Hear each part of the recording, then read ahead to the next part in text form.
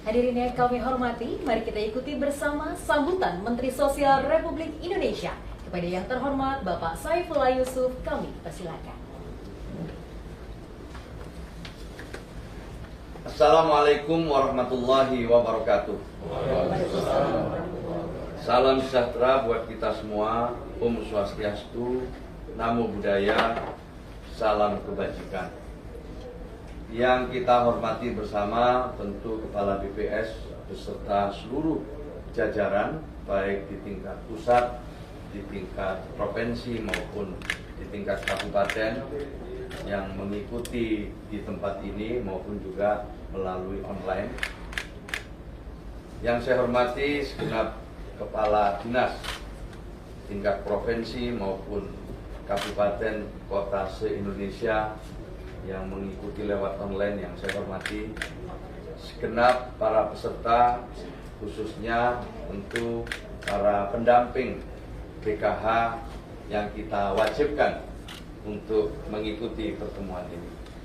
Saya bersama Pak Wamen, Pak Sekjen, para Dirjen, dan jajaran Kementerian Sosial hadir lengkap pada hari ini untuk pertama-tama tentu bersyukur pada Allah Subhanahu wa Ta'ala, Tuhan yang Maha Kuasa, atas rahmat dan karunia-Nya kita dapat berkumpul dalam acara yang sangat penting ini.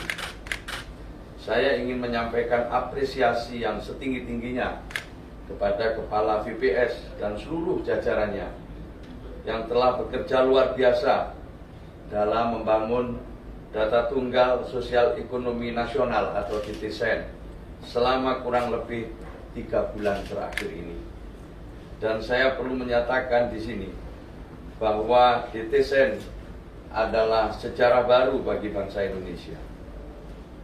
Berikutnya yang kedua, kepada Kadinsos Provinsi, Kabupaten, Kota seluruh Indonesia yang telah berkenan hadir dalam agenda penting hari ini. Dan juga terima kasih kepada seluruh pendamping PKH yang siap bekerja dengan penuh dedikasi dalam mendampingi keluarga penerima manfaat di berbagai daerah.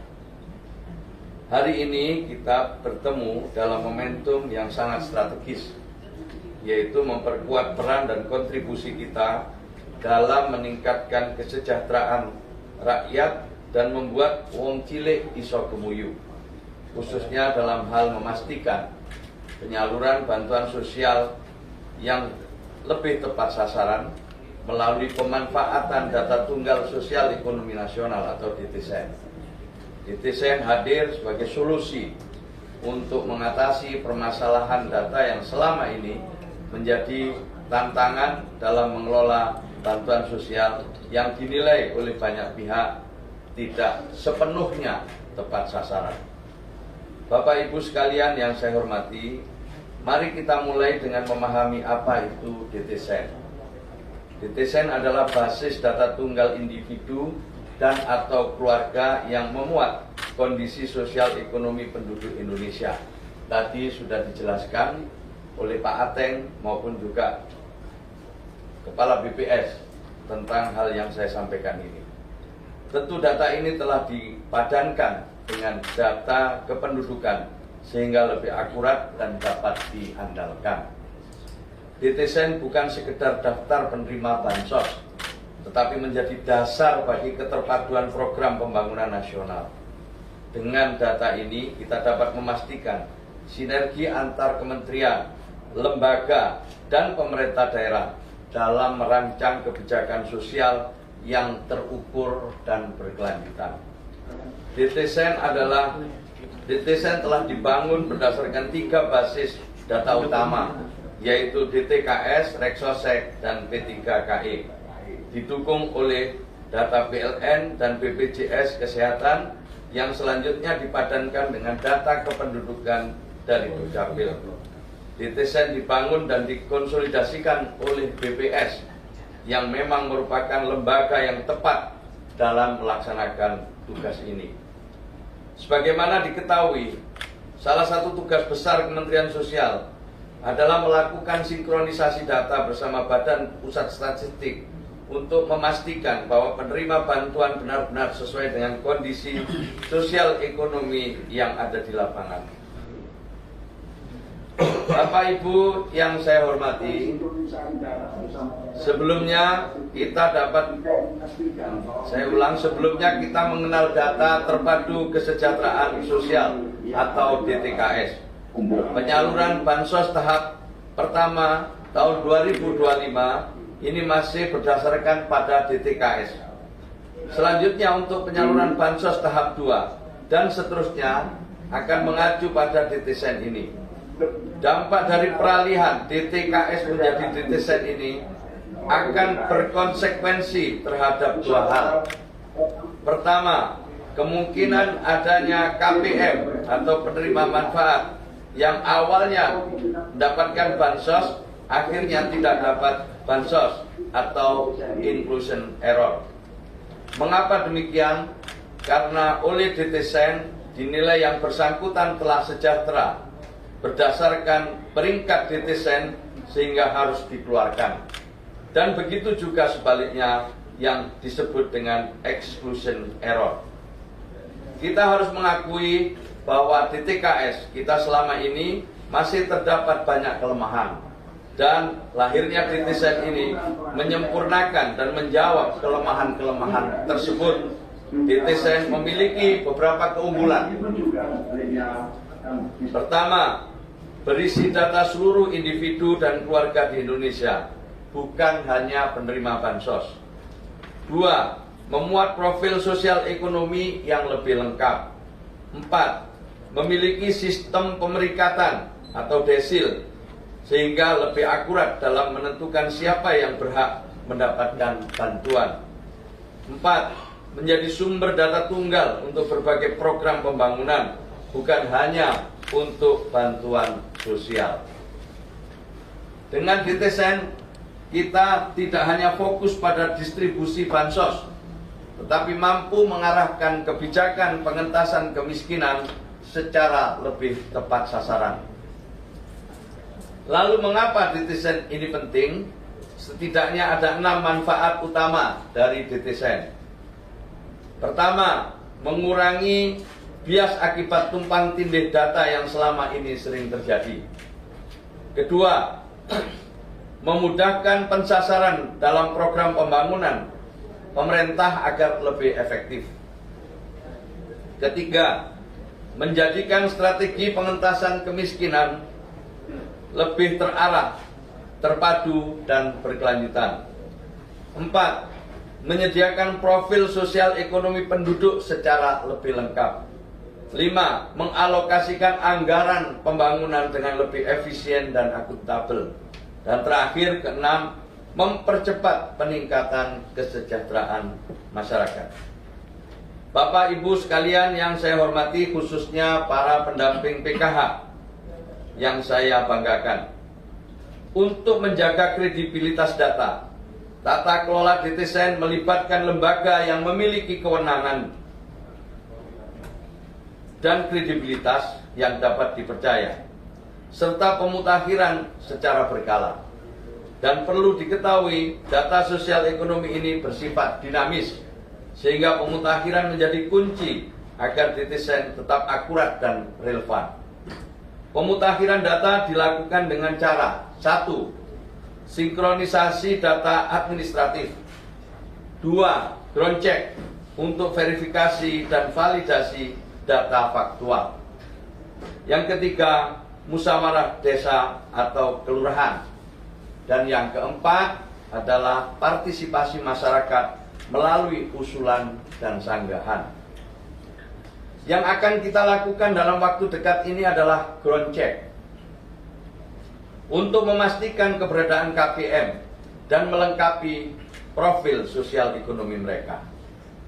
Untuk itu, Bapak, Ibu, dan saudara-saudara sekalian yang saya hormati, ada 2 jalur utama dalam pemutakhiran data penerima bantuan sosial. Yang pertama adalah jalur formal, yaitu melalui usulan RT RW, kemudian dibawa ke musyawarah desa dan harus mendapatkan validasi dari dinas sosial setempat sebelum kemudian ditetapkan oleh kepala daerah, bupati atau wali kota. kemudian masuk pada DTSEN melalui Pusdatin, dan selanjutnya diolah kembali untuk dapat dilakukan perengkingan ulang. 2 jalur partisipatif, yaitu jalur yang bisa ditempuh oleh masyarakat secara langsung, yaitu menggunakan mekanisme usul sanggah pada aplikasi Cek Bansos. Mekanismenya kurang lebih sama. Usulan dan sanggahan harus dimusyawarahkan, diverifikasi oleh pendamping PKH dan disetujui oleh Kadinsos dan ditetapkan oleh kepala daerah. Disinilah peran strategis pendamping PKH dalam rangka pemutakhiran DTSEN melalui ground check ini. Para pendamping PKH yang saya banggakan, Bapak Ibu sekalian yang saya hormati, sesuai dengan Impres nomor 4 tahun 2025 tentang DTSEN ini, sebagai Kementerian Sosial, tugas utama kami adalah melakukan sinkronisasi dengan BPS dalam mendukung pemutakhiran DTSEN. Sementara itu, tugas pendamping PKH dalam pemutakhiran DTSEN meliputi 1. Ground check untuk melengkapi variabel data. 2. Memeriksa keberadaan KPM atau penerima manfaat aktif atau tidak aktif. 3. Melengkapi isian variabel untuk dasar pemeringkatan yang telah ditetapkan oleh BPS. 4. Melakukan verifikasi lapangan terhadap usul dan sanggah masyarakat. 5. Memanfaatkan DTSEN untuk mendampingi KPM lebih efektif. Oleh sebab itu, agar pemutakhiran data berjalan lancar, setiap PKH wajib, saya ulang, setiap pendamping PKH wajib 1. Mengikuti pelatihan ground check pemutakhiran DTSEN. 2. Melakukan pembagian wilayah kerja secara profesional. 3. Menjalin komunikasi aktif dengan BPS dan dinas sosial di daerah. 4. Memberikan data yang sebenar-benarnya. 5. Menjaga kondusivitas di lapangan. Dan 6. Menjalankan tugas dengan semangat dan riang gembira. Para pendamping PKH adalah garda terdepan dalam memastikan kebijakan sosial benar-benar tepat sasaran. Oleh karena itu, saya berharap pada Bapak Ibu sekalian, sekali lagi menjalankan tugas ini dengan penuh tanggung jawab dan integritas. Bapak Ibu, saudara-saudara sekalian semua yang saya hormati, sebagai penutup, kita semua harus memahami bahwa data yang akurat atulah kunci keberhasilan program perlindungan sosial. Dengan DTSEN, kita tidak hanya dapat memastikan bantuan sosial lebih tepat sasaran, tetapi juga mendorong kebijakan pengentasan kemiskinan yang lebih konvergen, terpadu, dan berkelanjutan. Saya ingin menegaskan bahwa peran pendamping bukan sekedar administrasi dan distribusi bantuan, tetapi juga sebagai agen perubahan sosial yang turut serta dalam upaya mengentaskan kemiskinan secara sistematis dan berkelanjutan. Untuk itu, mari kita jalankan tugas ini dengan semangat profesionalisme dan dedikasi tinggi. Dengan kerja sama yang solid, saya yakin dapat memutakhirkan DTSEN ini untuk lebih tepat sasaran, transparan, dan akuntabel. Khusus untuk pendamping PKH, saya mendapatkan catatan dari Pak Sekjen akan dilakukan tes setelah pelatihan ini selesai. Terima kasih atas perhatiannya. Sekali lagi terima kasih kepada Ibu Kepala BPS dan seluruh jajaran. Bila ada hal-hal yang kurang berkenan, kami mohon maaf yang sebesar-besarnya. Assalamualaikum warahmatullahi wabarakatuh.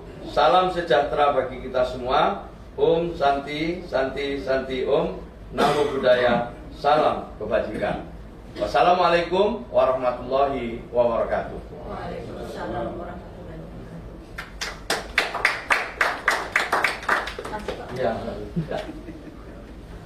Baik, terima kasih kepada Bapak Menteri Sosial Republik Indonesia. Sekali lagi 3, 2. Oke. Terima kasih.